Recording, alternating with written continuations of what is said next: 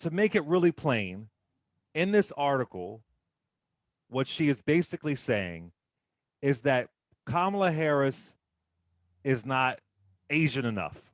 She's not embracing her Asian side enough. She's not pushing enough for the Asian community, right? And she focuses too much on being black. It's really interesting to me. Let me read you a small piece from this article. She said, Harris faces criticism that she hasn't struck the right balance, that she's focused more often on being the United States' first black vice president than the first Asian American one. She also adds this: she has more balancing to do. Since she was sworn in, she has chatted with civil rights activist turned TV anchor, he's still an activist, the Reverend Al Sharpton, about her African American heroes and participated in numerous interviews with news outlets geared towards black audiences from Chicago to San Francisco. She made an unannounced stop at the old Woolworth's lunch counter in Greensboro, North Carolina, where 4 black college students refused to give up their seats in protest six decades ago. She has spent much of her brief tenure urging hesitant African Americans to get the vaccine. You know, I was just so disgusted when I read this because, as somebody who has different race parents, but who's obviously seen as a black man, nobody has to perform their identity for you. I mean, the article was just poorly written and weird sources, but no one has to perform that for you at all. And I can recall when Vice President Kamala Harris was getting critiqued that it felt like she was focusing too much on mentioning her Asian background. Right. Why does she mention her daddy, her mom so much? What about her father? I can recall that backlash, right? But this idea, and I don't even think I saw it this much with President Barack Obama, but this idea that Vice President Kamala Harris focuses too much on being black is so insulting to me, especially from somebody who is not of the black experience. And what I mean by that is that I would assume, I could be wrong, but that Vice President Kamala Harris experiences much of her life being a black woman. She talks about having an Asian background, of course, right? But that's what she experiences. I'm sure for you, David, I could be wrong. You being black and Jewish, I'm sure your experience has been being a black man in this country. More Right. so, I mean, that's just what, because you were Right. seen as a black man. Right. That's what it is. You know, for me, no one's ever called me a cracker. No one's ever called me that. Right. No one's ever called me a honky. Like, no one's ever Yeah. called me that. Right. So I'm just so and what performative acts does Vice President Kamala Harris need you to do to make you feel like she's focused enough on her Indian American side? It's some bizarre oppression Olympics. It's disrespectful. And again, as somebody who has a different race background, it's one of those narratives that you usually only see from the non-black Right. side. Right. Yeah, I was disgusted, and I just ridiculous. Reese, let's start with you. What were your thoughts on Vice President Kamala Harris, her identity being chopped up like this? You know, that's my girl. So I was very, very, very much disgusted with that article. First of all, it's super anti-black. This whole notion, why are you doing all this stuff for the blackies? Shouldn't you be doing more Mm-hmm. stuff for us? It's Mm-hmm. so just beyond insulting. It's it's factually inaccurate to say that Right. she so rarely talks about her mother. She so rarely talks about her background. Do you even follow Kamala Harris on Instagram or on Twitter? Or have you watched any of her campaign? Have you followed her career at all?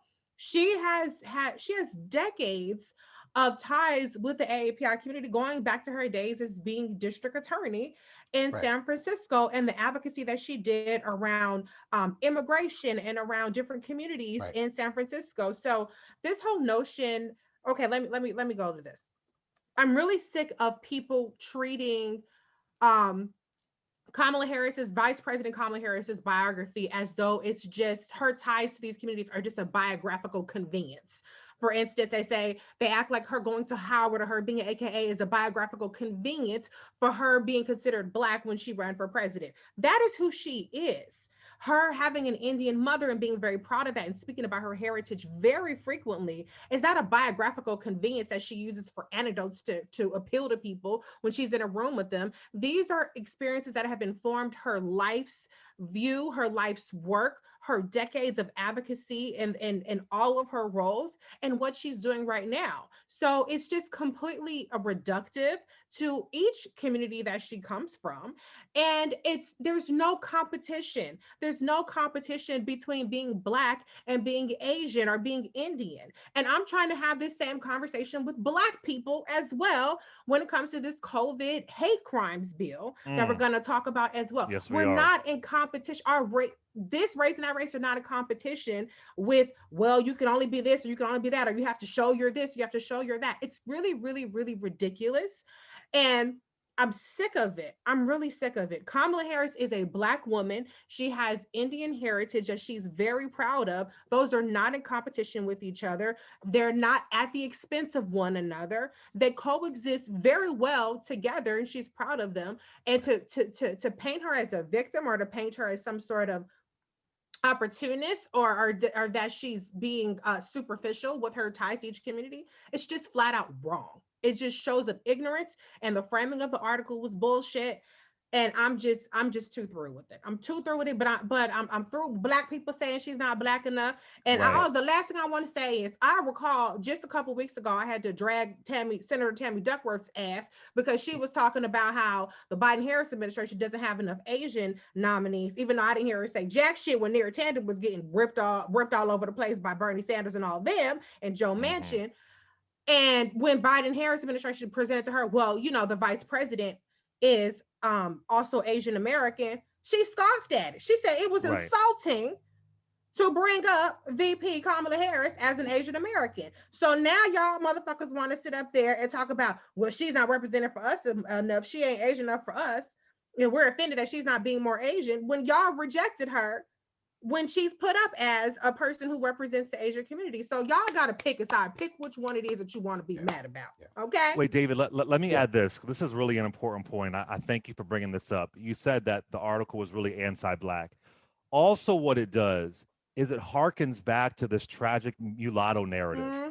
And for folks that don't know that narrative, it was an old trope you saw coming out of literature and eventually in Hollywood of these confused people falling somewhere in between. They didn't know who they were. What side are they going to choose? Oh my gosh, I'm this tragic mulatto. And so it really falls into that dangerous, dangerous trope.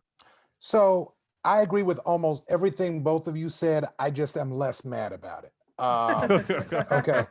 I I do think this article had a skew or a slant that told the story in a weird way that did not portray the situation accurately in reality. Anita Kumar, the author, I don't know her, but I've met her a couple of times at various journalistic, events.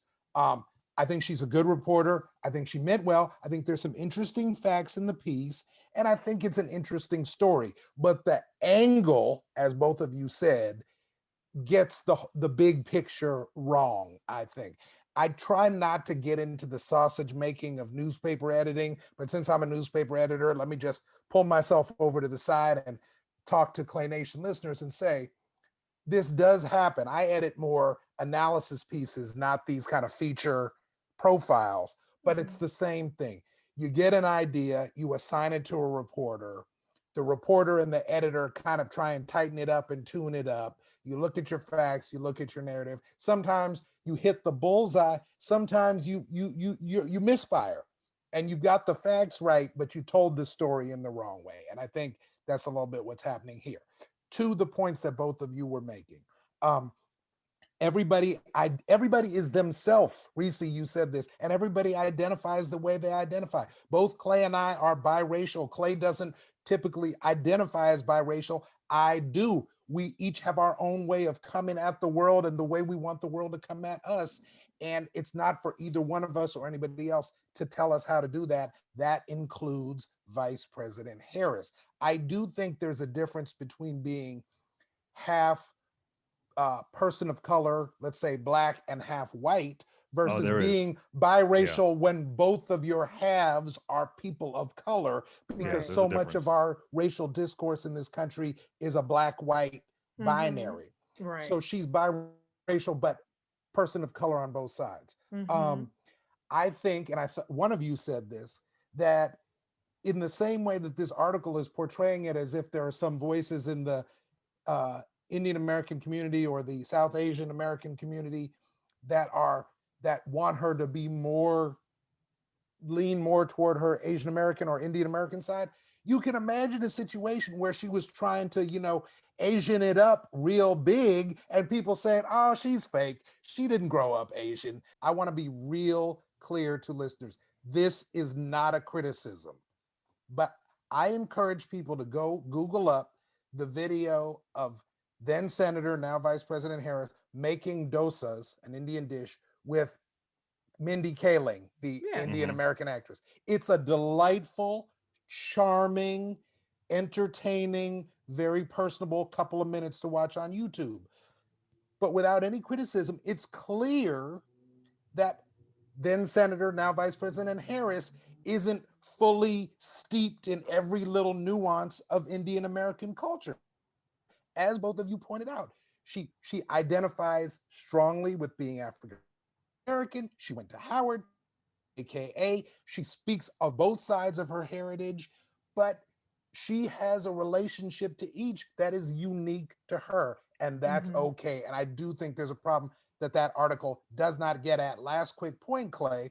Um, it would have been better to wait on this article another Right. year or two and Yeah. then see which Indian American and which Asian American group she met with, measure what parts of the Asian American specific agenda got accomplished in the Biden Harris administration. But less than 200 days in, I think we're less than 200 days in, with a pandemic and an economic crisis and whatever else is going on, that's what they're focused on, right? Yeah.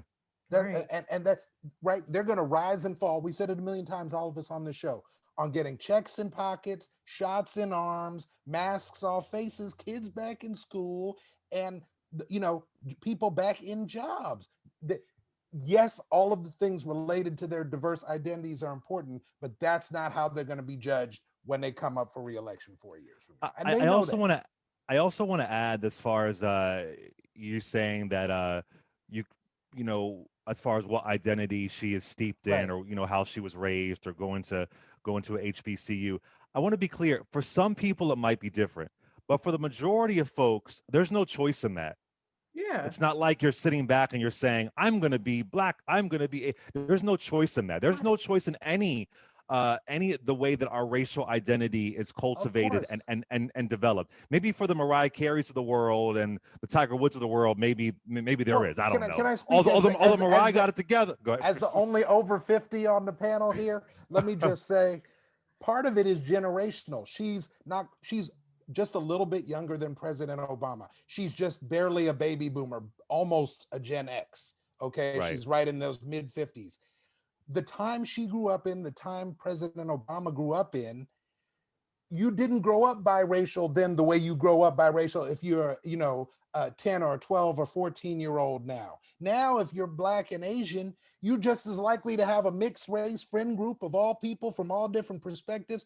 Back then, more often than not, people saw you as black and you responded to the world as such. And that's for the good, that's for the positive. And it was more like that when I was coming up. And when you coming up, Clay, is biracial, it hasn't totally flipped, but it has changed a little bit with the generations. Last point about the pandemic. If there hadn't have been a pandemic, there probably would have been an extra inaugural ball for the Asian American community that she could have attended.